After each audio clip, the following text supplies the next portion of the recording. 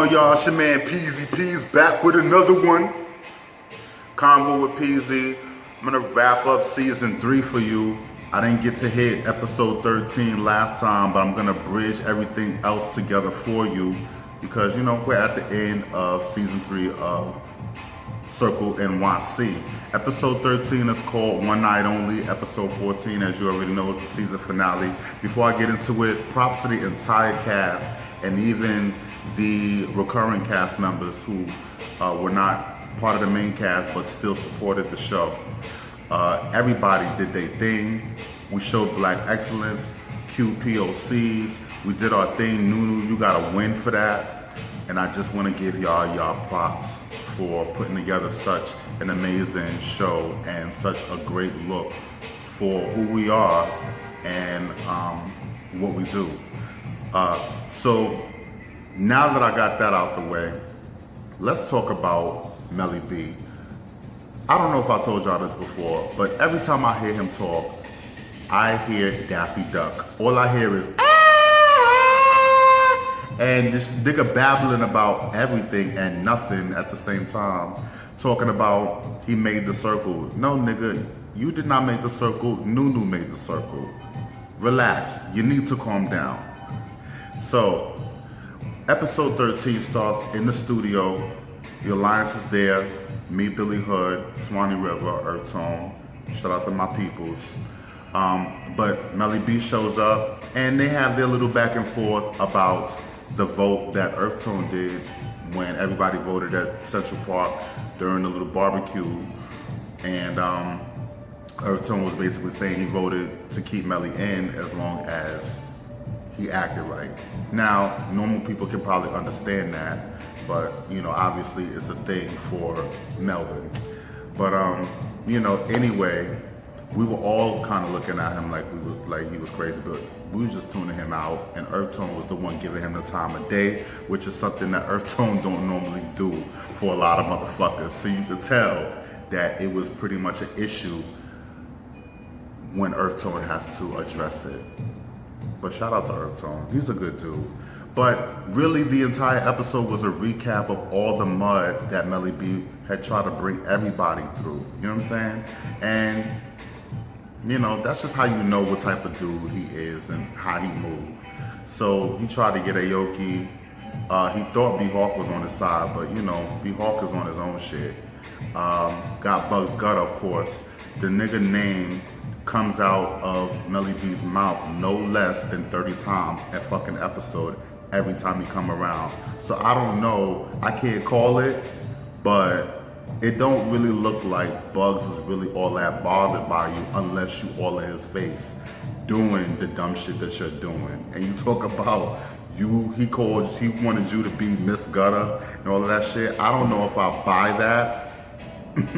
I don't know if I buy that, but at the end of the day, like, he became the bully that bullied you out of New York and got you moving to Atlanta. So, I mean, I guess we could take what you say with a grain of salt, Melly.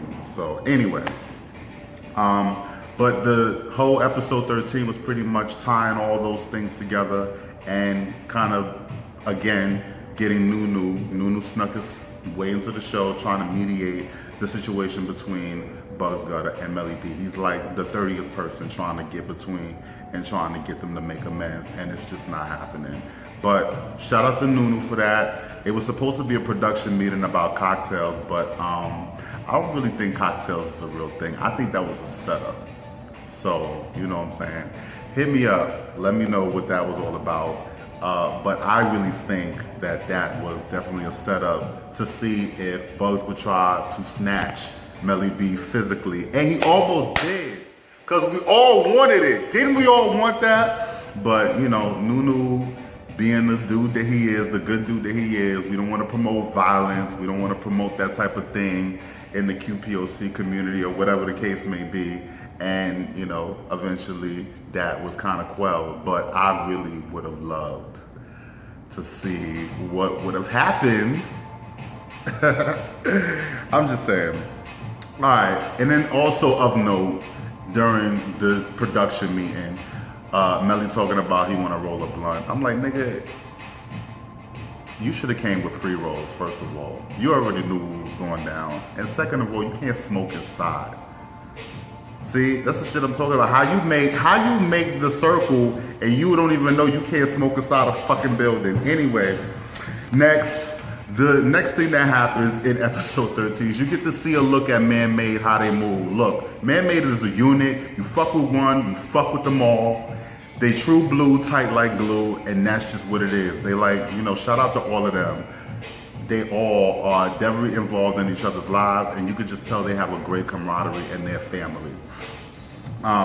In episode 13, you also got to see a look at the ballroom scene, and I thought what was really cool about a look at that was it brought me to Pose, which, you know, maybe if you guys watch Pose, you already know that Pose is about the ballroom scene in the late 80s, early 90s, and how that came up from, you know, families who were bringing in people who were ostracized out of their own blood family and or outside of their own community.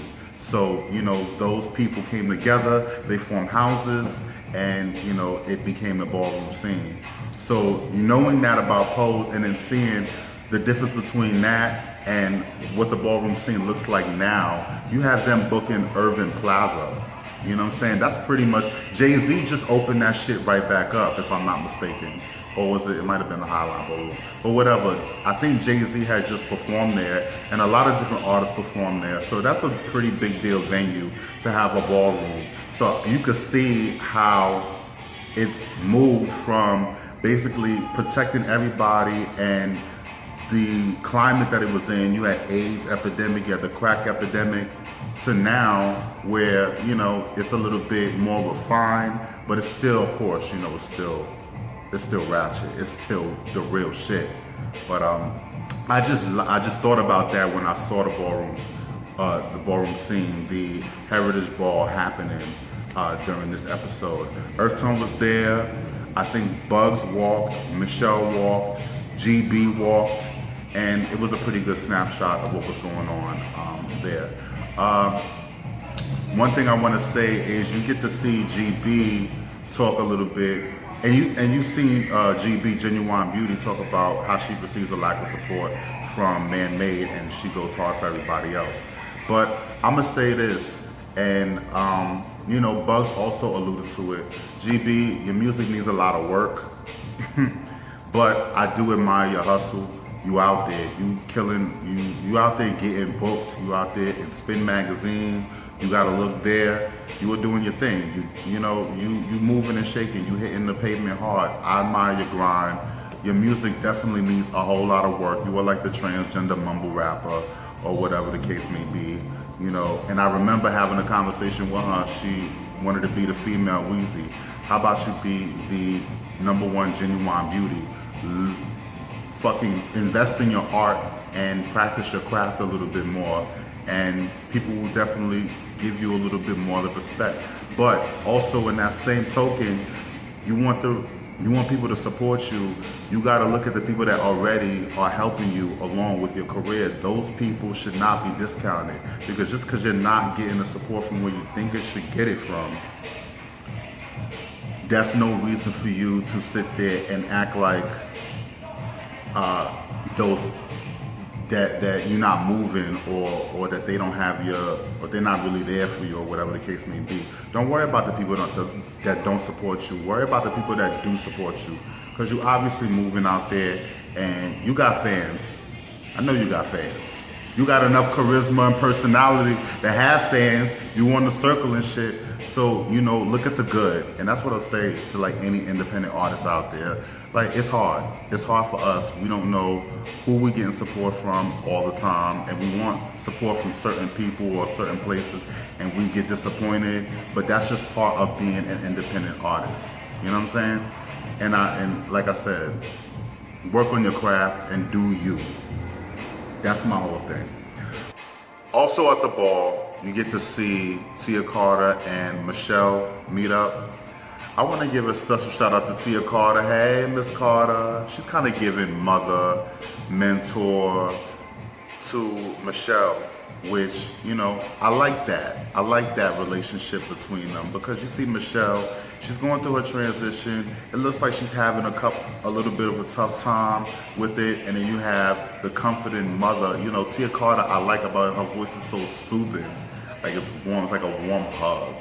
She gets ratchet because, you know, you already seen her host some of the episodes of Royalty and Bars or some of the shows there. But, you know, overall, I think Tia is like very warm and very sensitive and very welcoming, and her being the mentor or taking on that role, at least with Michelle, and providing that support, I think that's dope. I didn't know that Melly tried to run up on Michelle. See, that's the thing, like, that's the bullshit right there. Like, he won't run up on Bugs, but he'll run up on Michelle. And that's basically episode 13.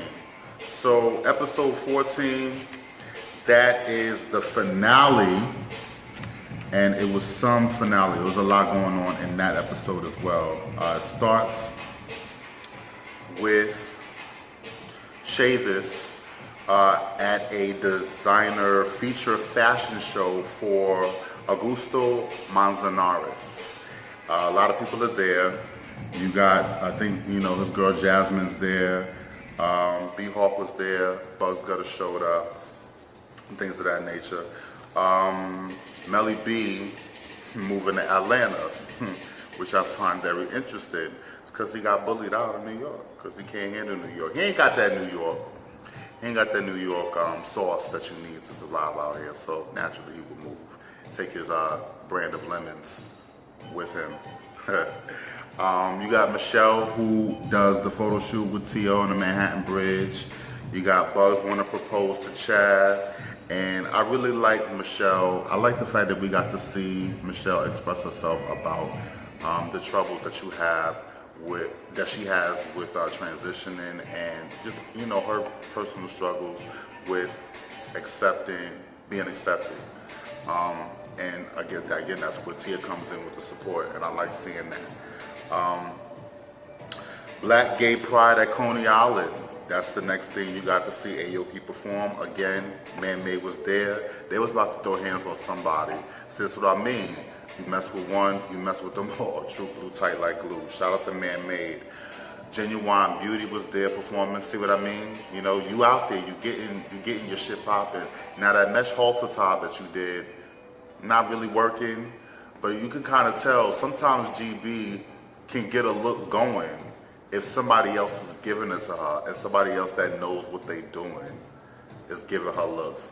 But I don't know, GB trying to dress herself, that doesn't really work.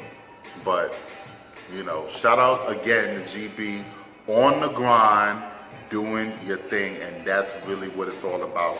You had another fashion show for New York Fashion Week. I believe it was Sergio Wonder Collection. B-Hawk was there, Earth Tone was there, and I think that is where Earth Tone invites B-Hawk to the Gourmet album release.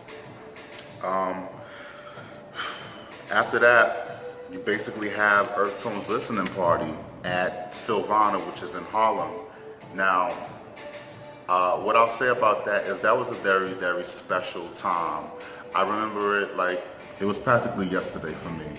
I remember Earth Tone talking about what he wanted to do for the show, and the fact that he was able to get his family to show up, and he dedicated his album to his mother, who passed away a few years ago. Now, the shit kind of brought a damn tear to my eye. Like, for real, for real. You got to see a real different side of Earth Tone, but you also got to see the fire that he brings, and just that he's just a different type of dude. He's like a really, really good dude. And at that moment, I got to see what the Gourmet album meant to him. And I was really honored to be on that. You already know the Alliance is going to be there, hello. But just the fact that that album meant that to him, that's what it meant to him, I felt even more honored, and I was definitely very, very emotional and really happy to see him repping his mother like that on that show. It was really special. The highlight performance was the final song on the album, which is Hattie Made, which is his mother. And, you know, like I said, you know, Troy Weeks killed it. You know, Troy Weeks is a talent all on his own. But them coming together to do that type of event, I thought that was really, really fucking amazing. And that does it for season 3 of The Circle NYC. You know what I'm saying? It was an amazing season. I had a good time reviewing all the episodes. I'm sorry the streets, like, you know, my friend the streets couldn't come through this time, but I definitely will send him you guys' regards. You already know. Thanks for watching all my reviews, and definitely continue to support all of the members of the QPOC community out there making moves, out there making shit happen, you know, getting their life and all of that. You know what I'm saying? Peace out to y'all. Again, thank you. Stay safe, stay aware, stay involved. Peace.